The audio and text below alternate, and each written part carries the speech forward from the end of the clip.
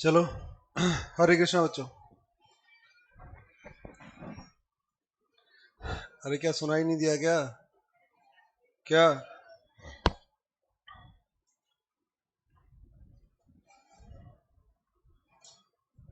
ये बंद कर दो, ये लिखना करना बंद कर दो इसे।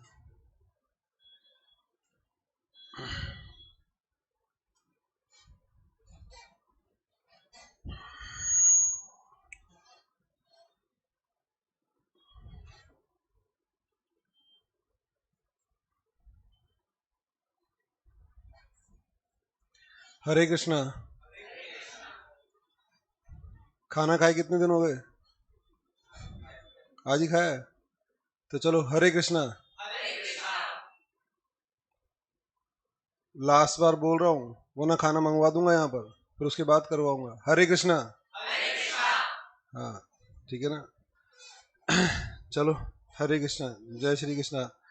इतने सारे बैठे हैं ऑनलाइन, ये दो ही हरे कृष्णा। नालायक को, रिजल्ट आने वाला है, भगवान का नाम लो, अच्छा आ जाएगा। ठीक है? गुड मॉर्निंग वाले दिन भर आते रहेंगे, ठीक है ना? बेटा, मुझे, मेरा नाम मनोज शर्मा है, और मुझे दो वर्ड से बहुत प्रॉब्लम है, ये गुड मॉर्निंग और गुड आफ्टरनून। इवनिंग में तो मिलते ही नहीं है, ठीक है ना? तो ये दो वर्ड कृपया करके अपनी क्लास में इस्तेमाल ना करें, ठीक है? चलो, अब मैं आपको अकाउंट्स और एडवांस अकाउंट पढ़ाऊंगा। आज हम ग्रुप वन अकाउंट्स के बारे में थोड़ा सा डिस्कशन करेंगे। कितने मार्क्स का पेपर है बेटा? ग्रुप वन अकाउंट्स कितने मार्क्स का है? अरे वाह, आपको तो पहले से पता। 100 नंबर का एक पेपर होगा, ठीक है ना बेटा? अब एडवांस की बात एडवांस में करेंगे जब हम करेंगे, अभी केवल और केवल हम अकाउंट्स के बारे में डिस्कशन कर रहे हैं। अकाउंट्स का जो पेपर होने वाला है आपका, आपको क्या लगता है, सिंपल होगा या हार्ड होगा? बेटा, ना हार्ड होगा ना सिंपल होगा, बट ऑब्वियस जो भी बात समझ में आ जाए वो सिंपल है, और जो समझ में ना आए वो हार्ड है। तो ये मैटर नहीं करता कि पेपर किस तरह का है, हार्ड है या सिंपल है। बात है, अगर मैं बात समझाऊंगा, आपको समझ में आएगी तो पेपर अपने आप सिंपल हो जाएगा। नहीं समझ में आएगी तो फिर चाहे कितना भी सिंपल मैं चीखता चिल्लाता रहूं, कोई लेना देना है नहीं, ठीक है ना? तो इसका मतलब यह है, अब तक हमने जो किया वो किया बेटा। ये प्रोफेशनल स्टडी में आपने अगला कदम रख दिया। अब यहाँ जितना ज्यादा लॉजिकल रहोगे, जिस भी सब्जेक्ट में लॉजिकल रहोगे, उतना कन्वीनियंट फील करोगे। और जो अभी तक आप निकाल निकुल कर आ गए, वैसा फंडा यहाँ नहीं चलेगा पढ़ने का। यहाँ बिल्कुल एक डिफरेंट अप्रोच होगी, वो धीरे धीरे आपको समझ में आ जाएगी, और बेटर रहेगा जितनी जल्दी समझ में आ जाए, ठीक है? तो हम लोग अब तक जो आपने जैसे भी पढ़ा बेटा, उसको साइडलाइन करते हुए अब हम आगे की एक नई जो जर्नी स्टार्ट करने वाले हैं, बट ऑब्वियस है उसका पैटर्न भी नया होगा। डिफरेंट तरीके से सोचना होगा, डिफरेंट तरीके से लिखना होगा, ईच एंड एवरीथिंग डिफरेंट होगी। अगर आप पुरानी चीजों पर चलते रहे तो पास में आपके पास रिजल्ट आ गए, लेकिन इन फ्यूचर रिजल्ट आने की पॉसिबिलिटी कम है। तो ठीक है, हम अकाउंट से स्टार्ट कर रहे हैं। तो सबसे पहले थोड़ा बहुत लिख लेते हैं, फिर उसके बाद हम लोग चर्चा स्टार्ट करेंगे। कवरेज, हमें पढ़ना क्या है हमारे इस टॉपिक में। जो हमारा 100 मार्क्स का है, तो उसमें कवर क्या क्या करना है, हमें हमें क्या क्या चीज कवर करनी है बेटा? पूरे अकाउंटिंग सिलेबस को हम 4 पार्ट्स में डिवाइड कर सकते हैं। तो हम लिख सकते हैं पार्ट 1, इसमें हमें क्या क्या कवर करना है, लिखो आप। Financial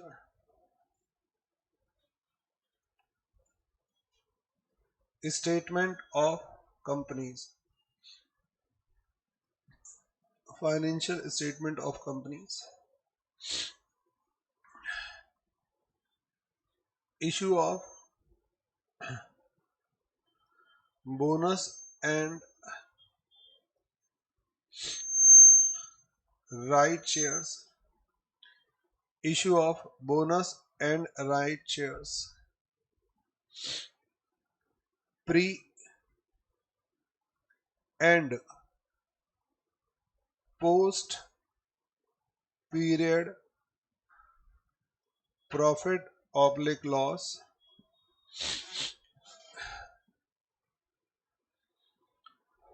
pre and post period profit oblique loss,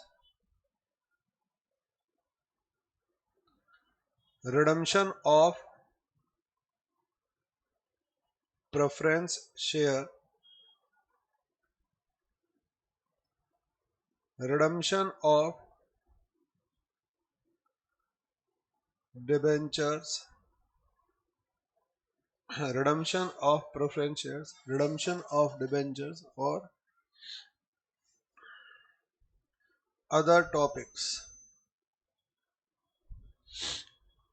or others.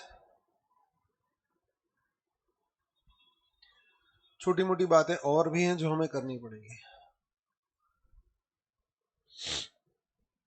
चलो, ये जो मैंने सारा लिखा है, ये जो इतना कुछ लिखा है, ये फाइनेंशियल स्टेटमेंट, ये वो, बेटा मैं अगर आप लोगों से कहूं कि इसे एक वर्ड में डिफाइन कर दो तो आप क्या बोलना चाहोगे? Very good. तो बेटा it means what? In part number 1 we are talking about company accounts. समझ में आ गया? हम कंपनी अकाउंट्स का डिस्कशन करने वाले हैं, तो ये कंपनी अकाउंट्स बोल सकते हैं इसे। नेक्स्ट, हाँ, नेक्स्ट पार्ट नंबर 2, एक तो हम ये डिस्कशन करेंगे। सेकंड, बेटा सेकंड जो डिस्कशन होगा वो हमारा होगा एएस के regarding. It means accounting standards. अगर आपको लिखना है फुल तो लिख लीजिए आप। सेकंड जो हमारा डिस्कशन होगा वो रिगार्डिंग अकाउंटिंग स्टैंडर्ड, एएस के रिगार्डिंग हम लोग चर्चा करेंगे। थर्ड अगर मैं कहना चाहूं तो थर्ड पार्ट हो जाएगा हमारा कुछ स्पेशल इश्यूज होंगे, स्पेशल इश्यूज होंगे जिसमें हम लोग पढ़ेंगे investment accounts, investment accounts, insurance claim,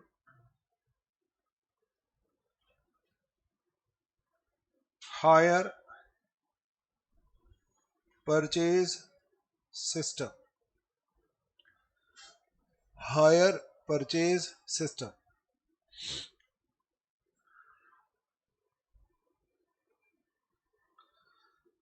एक फोर्थ पार्ट है जिसमें हम लोग डील करेंगे स्पेशल अकाउंटिंग्स, यानी branch account, branch accounts, department accounts,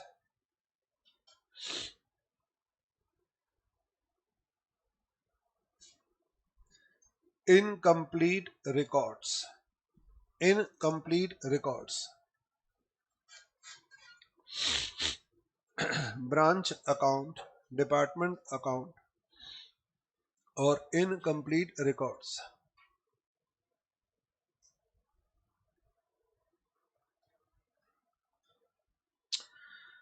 लिख लिया? क्या है ये बेटा? पूरा अकाउंट्स कितने पार्ट्स में डिवाइड कर दिया?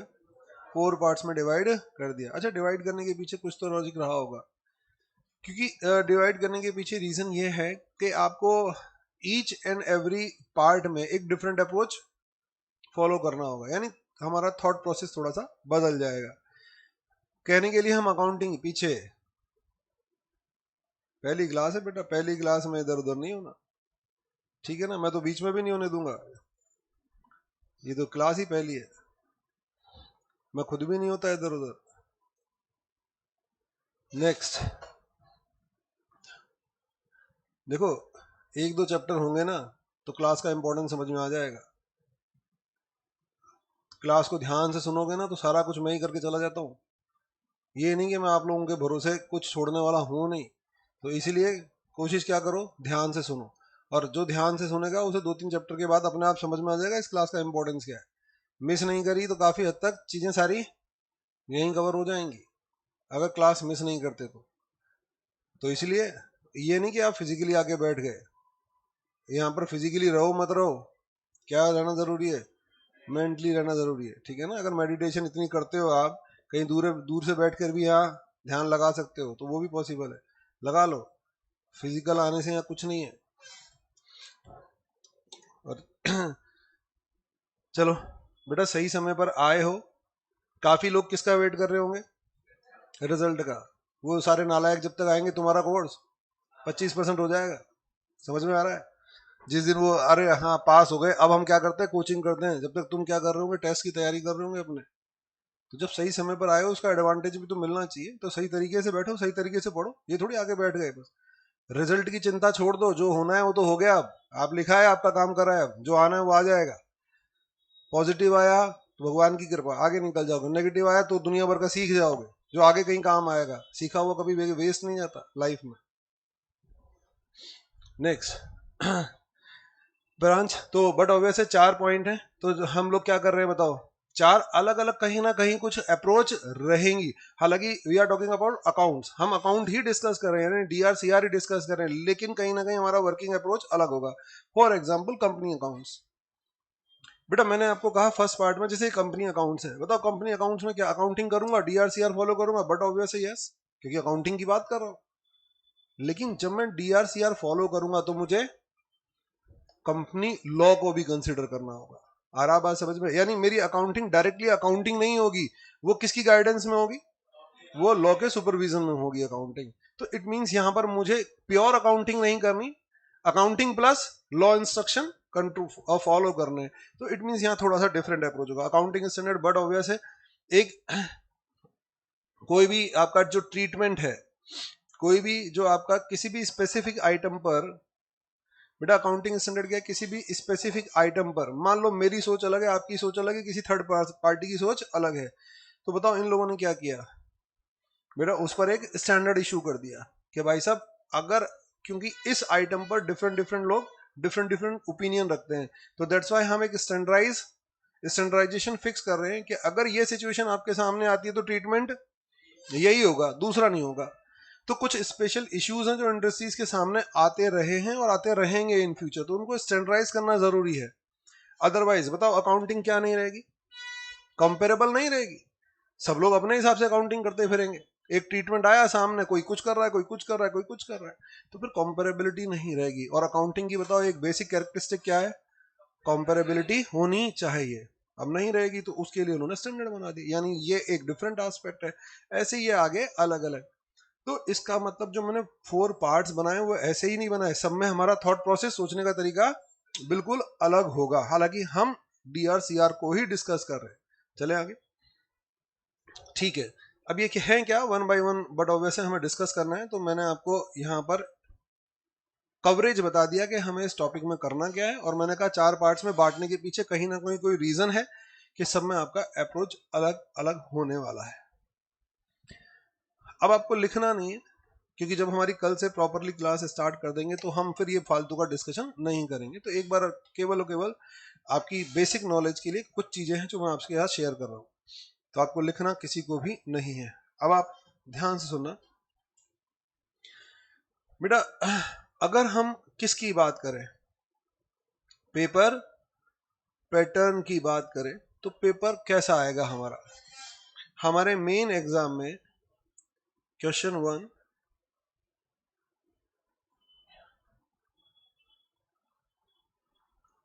टोटल बताओ कितने क्वेश्चन आएंगे? 6 क्वेश्चन आएंगे। पेपर कितने मार्क्स का होगा? बेटा 100 का नहीं होगा, 125 का होगा, 125 का होगा, ठीक है ना। ईच एंड एवरी क्वेश्चन कितने का होगा? 20 मार्क्स का। बेटा सर अगर 20 मार्क्स का होता तो भी 120 होते हैं।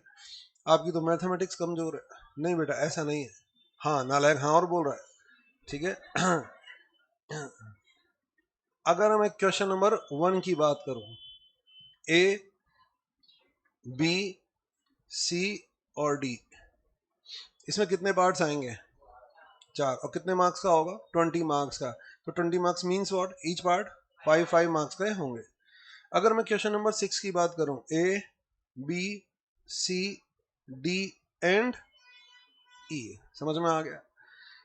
इसमें 5 पार्ट होंगे, ईच पार्ट 5 मार्क्स का, तो इसका मतलब ये कितने का हो गया? 25 मार्क्स का। तो जो क्वेश्चन नंबर 1 to 5 है वो कितने मार्क्स के होंगे? 20 मार्क्स के, 20 नंबर के। और जो क्वेश्चन नंबर 6 होगा वो 25 मार्क्स का। तो टोटल पेपर 125 का, 125 का होगा। आउट ऑफ 120 आपको कितने का अटेम्प्ट करना है? 100 मार्क्स का अटेम्प्ट करना है। चले आगे। इसका मतलब यह है कि हमारे पास, बताओ, आउट ऑफ 6 एक ऑप्शन है, हमें एक ड्रॉप करना पड़ सकता है। जो भी आपको चॉइस लगे, आपको जो भी बेटर लगे वो आप जो आपको लगता है ये हार्ड क्वेश्चन आ गया हमारे कंट्रोल में नहीं, ये ड्रॉप कर दो। तो आउट ऑफ 6 आपके पास एक चॉइस है। लेकिन ध्यान रखना, फर्स्ट क्वेश्चन क्या है आपका? कंपलसरी, इसमें कोई भी ऑप्शन नहीं है। आप रिमेनिंग 2 to 6 में एक आपके पास ऑल्टरनेटिव है, एक ऑप्शन है, यानी इसमें से कोई एक छोड़ सकते हो आप। लेकिन फर्स्ट क्वेश्चन कंपलसरी। और बट ऑब्वियस जो कंपलसरी वो किस पर बेस्ड होगा?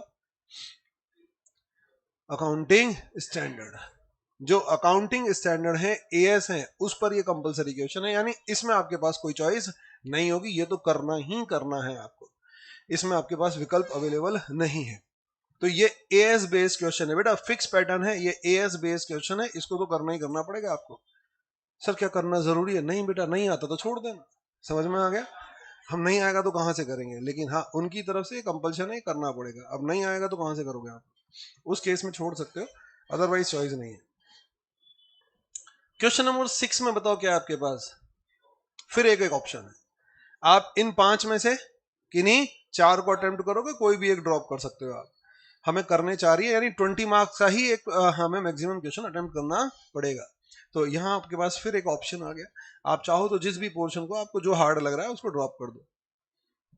बेटा क्वेश्चन नंबर 2 to 5 में कोई भी सेट पैटर्न नहीं है, यानी ये क्वेश्चन नंबर 2, 3, 4 और 5 कितने मार्क्स का है? 20 नंबर का है। इसमें जैसे मैंने आपको बता दिया, क्वेश्चन नंबर 1 में फिक्स पैटर्न है 5, 5, 5। क्वेश्चन नंबर 6 में फिक्स पैटर्न है 5, 5, 5, 5, 5। समझ में आ रहा है? लेकिन इसमें कोई पैटर्न नहीं है। इसमें हो सकता है क्वेश्चन नंबर 2 कितने का आ जाए? 20 मार्क्स का ही आ जाए। इसमें हो सकता है क्वेश्चन नंबर 3 15 प्लस 5 का आ जाए। क्वेश्चन नंबर 4 10 प्लस 10 का आ जाए। समझ में आ रहा है? और क्वेश्चन नंबर 5 12 प्लस 8 का। यानी इसमें कोई फिक्स पैटर्न नहीं है, इसमें फिर वो अपने हिसाब से ऊपर नीचे करता रहता है चीजों को। तो इसमें हम पैटर्न्स आइडेंटिफाई नहीं कर सकते, लेकिन हाँ एक चीज फिक्स है कि इसमें मैक्सिमम 20 मार्क्स का क्वेश्चन आएगा। क्या बात समझ में आई? तो मुझे लगता है पेपर पैटर्न समझ में आ गया। पहला क्वेश्चन कंपलसरी है जो 5, 5, 5 का होगा, और लास्ट क्वेश्चन जो आपका 5, 5, 5। अगेन आपके पास 5 में से 4 करने होंगे, एक ऑल्टरनेटिव इसमें भी आएगा। लेकिन 2, 3, 4, 5 में आपको पैटर्न कोई फिक्स नहीं, कुछ भी हो सकता है, मैक्सिमम अप टू 20 मार्क्स होगा। अब मैं दोबारा पूछता हूं, पेपर पैटर्न थोड़ा बहुत समझ में आने के बाद बताओ आपको क्या लग रहा है, पेपर बहुत ज्यादा टिपिकल होता है या सिंपल होता है? बेटा आपको शायद इतना समझ में आ गया होगा, 2 क्वेश्चन कितने नंबर के? 40 नंबर के। क्वेश्चन नंबर 1 और क्वेश्चन नंबर 6 40 नंबर हो गए आउट ऑफ 100। 40 मार्क्स के क्वेश्चन बताओ कितने कितने के आएंगे? 5, 5 नंबर के आएंगे। और हो सकता है बीच में इसमें से एक आध क्वेश्चन और 5, 5 नंबर का आ जाए। तो अगर इसको भी मैं इग्नोर कर दूं तो 40 नंबर के क्वेश्चन तो 5, 5 मार्क्स के आएंगे। और आपको इतना तो समझ में आता ही होगा बेटा, 5 मार्क्स का क्वेश्चन है तो कोई कॉन्सेप्ट बहुत लंबा चौड़ा उसमें नहीं पूछा जा सकता। एक लिमिटेड कॉन्सेप्ट होगा, एक पर्टिकुलर कॉन्सेप्ट होगा बस, जिस पर ये 5 नंबर का क्वेश्चन पूछ सकते हैं। यानी अब मैथमेटिक्स हो गई, या तो आता होगा या फिर नहीं आता होगा। आता होगा तो फुल मार्क्स, नहीं आता होगा तो गया हाथ से। लेकिन हाँ बहुत ज्यादा डेप्थ कॉन्सेप्ट, यानी एक पूरा चैप्टर एक ही क्वेश्चन में लपेट दिया जाए, इट इज नॉट पॉसिबल।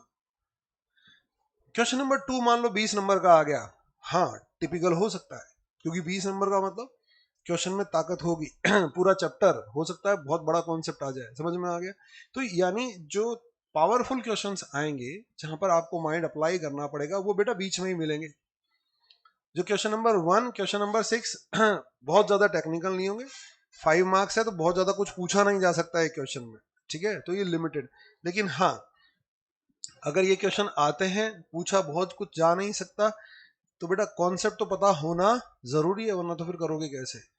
तो नहीं, ऐसा कुछ नहीं है कि बहुत ज्यादा कॉम्प्लिकेशंस होंगे। क्वेश्चन हमारे लिए 5 मार्क्स के भी अवेलेबल है, तो 20 मार्क्स के भी अवेलेबल है। तो लेकिन आपको अभी हाल फिलहाल पास होने के लिए कितना परसेंट मार्क्स चाहिए? 40%, जो इजीली आ सकता है, क्योंकि 5-5 नंबर के ही 40 क्वेश्चन पड़े हुए हैं। चले आगे, समझ में आई है बात यहां तक की। अब आते हैं बेटा ऑनलाइन वाले बच्चों, वाई प्रेस कर दो। यहां तक की सारी कहानी मुझे लगता है समझ में आ रही है, ऐसा कुछ बोल नहीं रहा मैं, केवल और केवल बेसिक अंडरस्टैंडिंग दे रहा हूं। केवल वाई प्रेस कर दो सारे बच्चे फास्ट, ठीक है ना, जिससे हम लोग फिर आगे जब डिस्कशन करें तो आपके बैकग्राउंड में सारी चीजें क्लियर होनी चाहिए। अब एक बच्चों के सामने इशू रहता है, सर हमारा मीडियम हिंदी है या इंग्लिश है। बेटा मैं क्लियर कर देता हूं आपको, अकाउंट्स में ये चीज बॉदर नहीं करेगी कि आपका मीडियम क्या है, क्योंकि आपका पेपर इंग्लिश में आएगा। दूसरा, आपको आंसर, अरे अकाउंट्स ही तो बनाने हैं, तो इंग्लिश में ही देने, तो हिंदी तो कुछ रोल प्ले ही नहीं करेगी। हमारे इस सिलेबस में हिंदी रोल प्ले नहीं करने वाली, तो दैट्स व्हाई मीडियम मैटर करेगा नहीं ऐसे। आपको अगर आपका क्वेश्चन भी इंग्लिश में आ रहा है और आंसर भी इंग्लिश में देना है और अकाउंट्स बनाने हैं, आंसर क्या देना है, तो बेटा फिर इसलिए मीडियम मैटर नहीं करता यहां पर। अब आती है बात, सर अकाउंट्स थ्योरेटिकल है या फिर प्रैक्टिकल है या फिर थ्योरेटिकल पेपर है। अब बच्चे काफी प्रैक्टिकल कितना आता है और थ्योरेटिकल कितना आता है ये जानना में हमेशा इंटरेस्टेड रहते हैं। तो उनके लिए जो बच्चे इसमें इंटरेस्टेड है, आपको क्या लगता है बताओ, ये पेपर क्या है, प्योर या दोनों है? दोनों है। आगे बात समझ में, तो मैं क्लियर कर देता हूं बेटा ये 90 to 95% क्या है, 5 to 10% क्या है, थ्योरेटिकल। यानी आपने पिछले जन्म में कोई बहुत ही पुण्य किए होंगे, तो कोई एक आध क्वेश्चन थ्योरी का मिल जाएगा करने को, जो आपको भी लगता है आपने, तो इसका मतलब पूरा पेपर प्रैक्टिकल ही है। तो इसका यहाँ पर बेटा एक चीज अपने दिमाग में क्लियर रखना, थ्योरी से इस पेपर का कोई कनेक्शन है नहीं। कोई इक्का दुक्का क्वेश्चन 5 नंबर 10 नंबर का आ जाए वो एक अलग बात है, 2 क्वेश्चन 5-5 नंबर के थ्योरेटिकल आ जाए, वो भी क्वेश्चन नंबर लास्ट जो मैंने क्वेश्चन नंबर 6 बताया था, आ जाए तो आ जाए, वरना थ्योरी से नहीं आती, प्योर प्रैक्टिकल आता है। तो जो आपका अप्रोच होगा वो क्या रहेगा, प्रैक्टिकल रहेगा। तो थ्योरी के हिसाब से मत सोचना। वो बच्चे क्या है ना, कई बच्चे स्टार्टिंग में जोश रहता है तो चैप्टर पढ़ना चालू कर देते हैं, किसी काम का नहीं है। मेहनत सिस्टमेटिक तरीके से, इसीलिए मैं पहले गाइड कर रहा हूँ, क्योंकि कुछ बच्चे पता नहीं वो कौन सी सनक में रहते हैं, वो टीचर को कम सुनते हैं, अपना ब्रेन ज्यादा अप्लाई करते हैं, जो कि होता ही नहीं है। समझ में आ गया? तो बेटा जो चीज हमारे पास है नहीं उसे ज्यादा इस्तेमाल करना भी नहीं चाहिए, फालतू में और ज्यादा प्रॉब्लम हो जाए। तो इसीलिए पहले गाइड कर रहा हूँ, हमारा 100% अप्रोच क्या होगा, प्रैक्टिकल होगा, थ्योरेटिकल नहीं होना चाहिए। हाँ कुछ थ्योरेटिकल क्वेश्चन है जो पूछे जाते हैं, वो मैंने कहा हम लोग डिस्कस चैप्टर वाइज करते रहेंगे। वो अकाउंटिंग स्टैंडर्ड बेस्ड थ्योरेटिकल कुछ पूछे जाते हैं और कुछ चैप्टर्स में भी हैं, तो वो मैं सारे आपको बता दूंगा। वो कुल मिला के पूरी बुक में 10-15 क्वेश्चन निकल कर आते हैं बस। तो इसीलिए मैंने आपको पहले गाइड कर दिया कि थ्योरी व्योरी पढ़ने में दिमाग नहीं लगाना, प्रैक्टिकल कॉन्सेप्ट समझना है, प्रैक्टिकली उसे अप्लाई करना है। ठीक है सर अभी तो आपकी बात मान लेते हैं, आगे की आगे देखी जाएगी। चलो नेक्स्ट। अब आता है बेटा मेन इशू जो इसमें आएगा, मैं आपको अभी बता देता हूँ और आप लोग बीच में क्लास में देखोगे भी। मेन इशू अगर फाइनल में बात करें, तो फाइनल में पता है आपके, अगर आप लोगों को किसी को भी पता हो अकाउंट का नाम क्या है,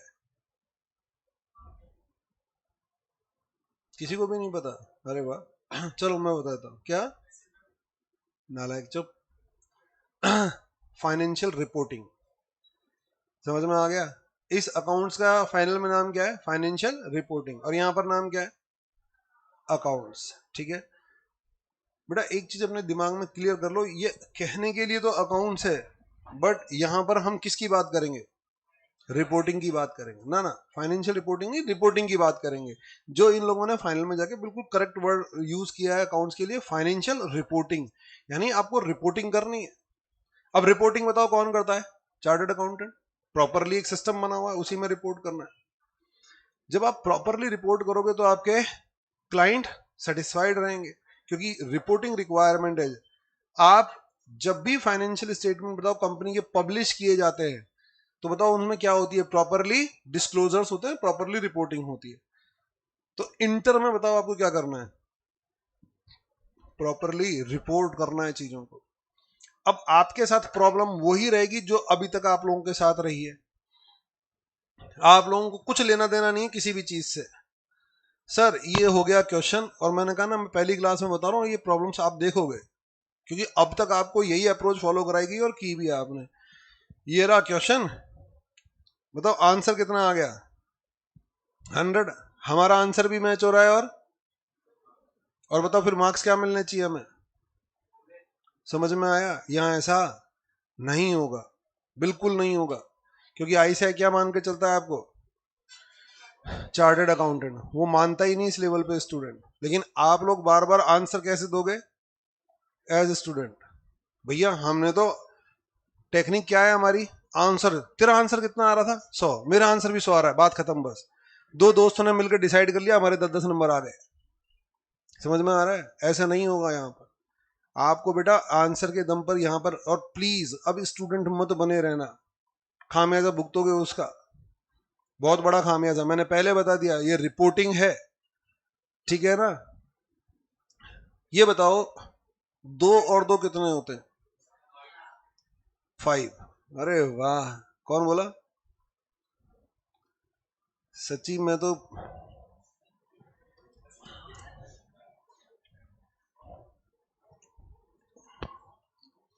यार आज नारियल अगरबत्ती लाया ही नहीं मैं, ठीक है? कल लेकर आऊंगा पक्का। नाले को तुम्हारा फाउंडेशन का पेपर मैथ्स का पता कैसा आया था? उसका सदमे से भी बाहर नहीं आएंगे। 2 और 2 5।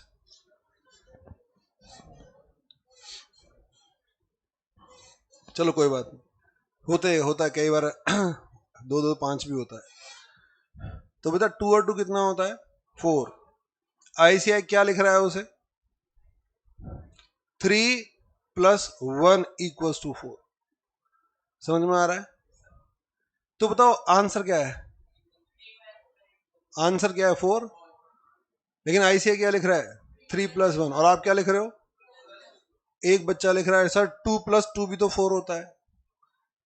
फिर दूसरा एक आइटम आया, वो बोल रहा है सर 1 + 1 + 1 + 1 = 4। फिर एक तीसरा एक नया आ गया, half plus half plus half plus. समझ में आ रहा है? बेटा सब में आंसर कितना आ रहा है? आंसर आपको मार्क्स किस पर मिलेंगे?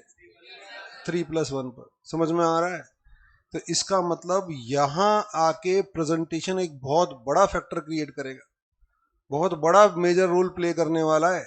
आपके फाइनल आंसर पर आपको कुछ नहीं मिलने वाला, आपको 3 + 1 ही लिखना पड़ेगा, क्योंकि it is all about reporting. वो बोलते हैं ये मेरे सामने प्रोफेशनल है, ये मानते होंगे अपने आप को स्टूडेंट। आधी जनता फेल ही इसलिए होती है, वो इस मुद्दे को प्रॉपरली क्या नहीं कर पाती, एड्रेस ही नहीं कर पाती। आईसीआई गलत नहीं कर रहा, अरे यार प्रोफेशनल हो आप लोग, आपको एक सिस्टम से काम करना पड़ेगा। ऐसे आप आंख बंद करके काम नहीं कर सकते कि साहब हमें आंसर में लाके पटक दिया। ठीक है, वो आपके अभी पास्ट में अब तक आप ना तो किसी ने फोकस किया, ना वो उस तरह से वो मार्किंग होती है आप लोगों की, लेकिन यहाँ पर बिल्कुल ऐसे ही मार्किंग होगी। आईसीआई ने जो आंसर लिखा है, मैं पूरा स्टडी मटेरियल बेस आपको पढ़ाऊंगा।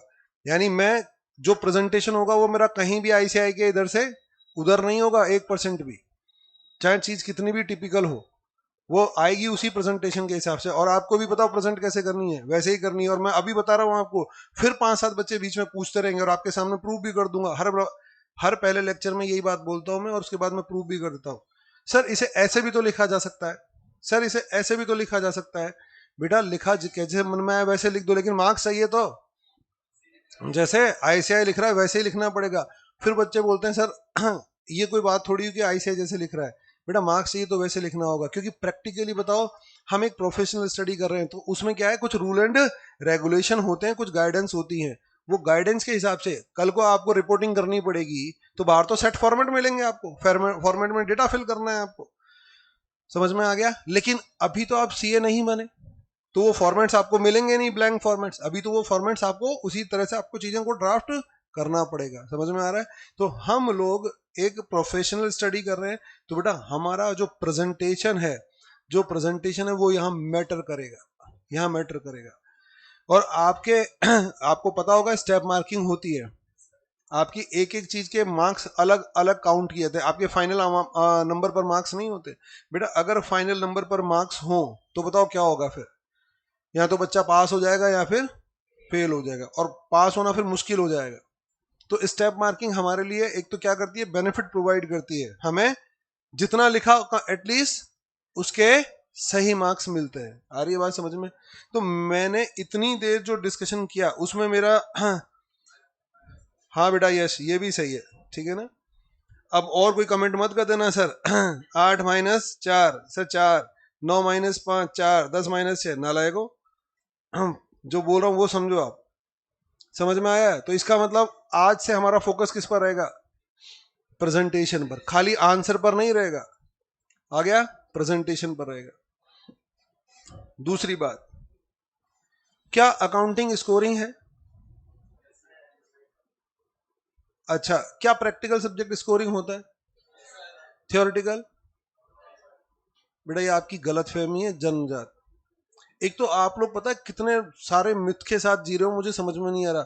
आप पता है एज अ स्टूडेंट मुझे लगता है कोई लेना देना ही नहीं है आपका, वो व्हाट्सअप फेसबुक 250 ग्राम 300 ग्राम उसी में आपकी जिंदगी बर्बाद हुई जा रही है, पता नहीं क्या।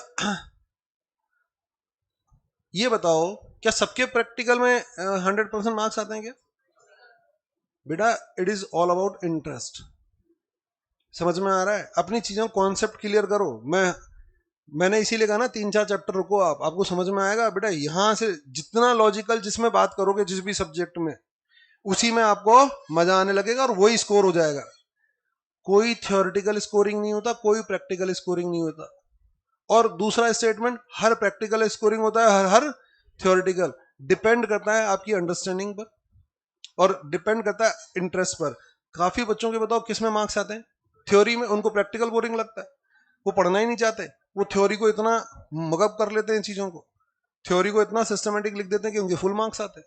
काफी बच्चों के उनको थ्योरी बोरिंग लगता है, तो वो प्रैक्टिकल में, समझ में आ रहा है। इसका मतलब आप ये नहीं कह सकते कि ये क्राइटेरिया है कि सब प्रैक्टिकल में स्कोर होगा। या आपने पता है मैथमेटिक्स आधे से ज्यादा को परेशान करती है 9th-10th में, समझ में आ रहा है। उनको लेना है वो तो प्रैक्टिकल है, वो साइंस में इधर उधर, इंग्लिश में इधर उधर स्कोर कर जाते हैं, वो मैथमेटिक्स में पीछे रहते हैं हमेशा। तो इसका मतलब बेटा कुछ नहीं होता, आपका इंटरेस्ट पर डिपेंड करता है और आपकी अंडरस्टैंडिंग पर डिपेंड करता है। आप कॉन्सेप्चुअली जिस चीज को सुन रहे हो और जिस चीज को समझ रहे हो, अगर आपका कॉन्सेप्ट क्लियर है तो वो चीज अपने आप आसान हो जाएगी। मैटर नहीं करता वो थ्योरी है या प्रैक्टिकल है। अगर आपने सुना, समझ में नहीं आया, तो फिर बेटा बात खत्म वहीं पर। अब वो मैटर नहीं करता थ्योरी है या प्रैक्टिकल है। इसका मतलब कोई भी सब्जेक्ट इंटरेस्टिंग या बोरिंग नहीं होता, केवल अंडरस्टैंडिंग की बात है। जो चीज समझ में आ गई वो अपने आप इंटरेस्टिंग हो जाएगी और अपने आप इजी हो जाएगी, और जो चीज समझ में नहीं आई वो अपने आप हार्ड हो जाएगी। आपको क्या लगता है अकाउंट आपके दिमाग में सारी की सारी उतर जाएगी? समझ में आया ना। जितना मैंने लॉजिकल बात की और आपने लॉजिकल सुना तो पूरा आपके दिमाग में सेटल हो जाएगा, और नहीं सुना तो बात खत्म। यहां पर मैंने आपको कहा, जो समझाने की कोशिश की वो ये है कि किसी भी सब्जेक्ट को लेकर भ्रम पैदा मत करना कि इसमें स्कोर नहीं होता। बेटा सब में स्कोर होता है, हमारे इंटरेस्ट पर डिपेंड करता है और हमारी अंडरस्टैंडिंग पर डिपेंड करता है। तो सबको ध्यान से सुनना है, ध्यान से समझना है, एफर्ट डालना है, अपने आप सारी चीज आसान हो जाएगी। 100% मार्क्स स्कोर किए जा सकते हैं और आते भी है बच्चों के, रैंक होल्डर्स के सब सारे सब्जेक्टों में आते हैं 80+ मार्क्स, ऐसे नहीं होती रैंक। आ गया समझ में। तो इसका मतलब हम भी ला सकते हैं, कोई बहुत बड़ी बात है नहीं। बस डिपेंड करता है बेटा वो ध्यान से सुनते हैं। हाँ बेटा इंटरेस्ट की बात है, ठीक है ना। और डिपेंड करता है हम कितना ध्यान से सुनते हैं और कितना एफर्ट डालते हैं। तो आपको ध्यान से सुनना भी है और अपने एफर्ट भी उसमें डालने हैं। बात समझ में आई? देखो मैंने इतनी देर की उसमें 2-4 बच्चे आइडेंटिफाई किए जिनका शायद कोई इंटरेस्ट नहीं। बेटा मैं बार बार बोल रहा हूँ यहाँ के बैठो मत, एफर्ट डालो अपने। चलो तो शायद आज कुछ बेसिक आपको समझ में आया होगा। ऐसे आके बैठना नहीं है, हमारे पेरेंट्स का बहुत हार्ड मनी यहाँ पर आपने डिपॉजिट किया है, दूसरा आपका बहुत कीमती समय है जो आप यहाँ पर इन्वेस्ट करने आए। सबसे ज्यादा लाइफ में प्रीसियस क्या होता है बताओ बेटा? टाइम। कुछ भी चला जाएगा लौट कर आ जाएगा, लेकिन समय गया लौट कर नहीं आएगा। और बेटा जो चीज लौट कर नहीं आ सकती वही सबसे ज्यादा कीमती होती है, तो उसको वेस्ट बिल्कुल भी नहीं करना चाहिए। आप रिजल्ट का वेट बिल्कुल भी मत करो। मैंने बार बार कहा, कुछ बच्चे हमेशा हाफ मन से हाफ माइंडेड होते हैं क्लास में, उनको अपने रिजल्ट का डाउट। दिमाग से डर निकालो, जो होना है वो हो गया आपके साथ। पास होना है तो पास हो गए, फेल होना है तो फेल हो गए। नया कुछ सीखोगे आगे काम आएगा। अभी ये 25% लेकर आगे भी तो जाओगे, तो इसलिए हाफ माइंडेड मत रहो। अगर आप फुल माइंड के साथ एफर्ट करोगे कभी वेस्ट नहीं जाएगा, और हाफ माइंड का किया गया एफर्ट समय भी खराब करोगे और कुछ नहीं है उस रिजल्ट के चक्कर में, और फिर ना तो यही समझ में आएगा ना फिर आगे भी होपलेस हो जाओगे। तो इसीलिए बेटा पूरा कॉन्फिडेंस के साथ बैठो, होगा सो देखा जाएगा। और जो ऊपर वाला करेगा वो सब बढ़िया करेगा। किसी के साथ उसने ना गलत किया, जितना डिजर्व करते हो उतना 100% मिलेगा, कोई नहीं रोक सकता। अब हम आज एक नया चैप्टर बेस बस स्टार्ट कर रहे हैं, तो लिखो हम एक चैप्टर स्टार्ट करते हैं। वैसे तो कल ही स्टार्ट करेंगे क्योंकि कुछ बच्चे ज्वाइन करेंगे, तो हमारी पहली क्लास तो केवल बेसिक डिस्कशन में चलेगी। कल से हम हमारा एक चैप्टर स्टार्ट करेंगे। नाम लिखो यहाँ पर, चैप्टर नंबर 1। हमारा चैप्टर नंबर 1 है, बुक का शायद 5, बुक का 5 है शायद। Pre and post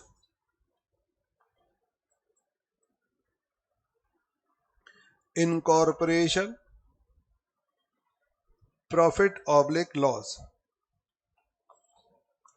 pre and post incorporation profit oblique loss. बेटा हम ये टॉपिक स्टार्ट करने जाएंगे कल। इसका वेटेज अगर मैं लेकर चलूं तो इसका वेटेज है 8 to 10 मार्क्स। और फिर हम किसी भी चैप्टर के बताओ किसके बारे में बात नहीं करेंगे, वेटेज के बारे में ज्यादा डिस्कशन नहीं करेंगे, क्योंकि आईसीआई का कुछ नहीं पता चलता। बेटा कभी इससे 5 नंबर का क्वेश्चन आ जाता है और कभी इससे 16 नंबर का क्वेश्चन आ जाता है। तो आप लोग वेटेज को लेकर कभी भी बहुत ज्यादा रिजल्ट मत होना, वेटेज को तो इग्नोर, आगे से तो इग्नोर ही कर देंगे। लेकिन हाँ, ऑन एन एवरेज अगर पास एग्जामिनेशन के हम रिजल्ट निकालें तो on an average 8 to 10 marks का इससे पूछा गया है। कभी 16 का, कभी 5 का, कभी 8 का, कभी 12 का, इस तरह से on an average 8 to 10 marks का इससे पूछा गया है। चलो मुझे एक चीज बताओ आप, pre and post incorporation profit, ये कौन सा टॉपिक है? Very good, company accounts. कैसे पता चला आपको? ये जो वर्ड इनकॉर्पोरेशन है, word incorporation represents companies incorporation. इस वर्ड से हमने चीजों को समझने की कोशिश की। बोलो आ गया समझ में? यानी कंपनी के इनकॉर्पोरेशन यानी उसके रजिस्ट्रेशन से पहले का प्रॉफिट और बाद का profit. Pre incorporation profit, profit means जब मैं प्रॉफिट बोल रहा हूं तो at the same time we are talking about loss also.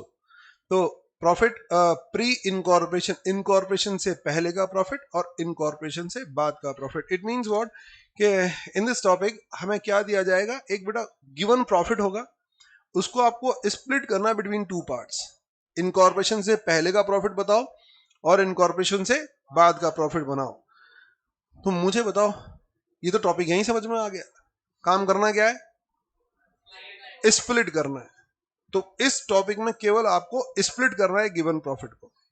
अब बात आती है सर क्यों स्प्लिट करना है, कैसे स्प्लिट करना है? बोलो आ गया समझ में? तो हमें एक बात समझ में आ गई कि स्प्लिट करना है। अब दो बातों के आपको मुझे जवाब देने, एक क्यों करना है और कैसे करना है, दैट्स ऑल। तो ये क्यों करना है और कैसे करना है इसका डिस्कशन हम लोग कल करेंगे, ताकि जो आज इसलिए स्टार्ट नहीं कर रहे फिर वो जो कल और 2 4 5 आए तो फिर वो प्रॉब्लम हो जाती है, क्लास रिपीट करनी पड़ती है मोस्टली नेक्स्ट डे। तो आज हमने बेसिक बातें की, कल से हम बेटा टॉपिक स्टार्ट करेंगे। हरे कृष्णा बच्चों। अरे तेज, लाउड एंड प्रॉपर। हाँ, हरे कृष्णा बच्चों। ये ऑनलाइन वाले हरे कृष्णा बेटा, सारे बच्चे हरे कृष्णा बोलो। वेरी गुड, हरे कृष्णा बच्चों। बेटा नेक्स्ट क्लास में मिलते हैं। हरे कृष्णा बेटा।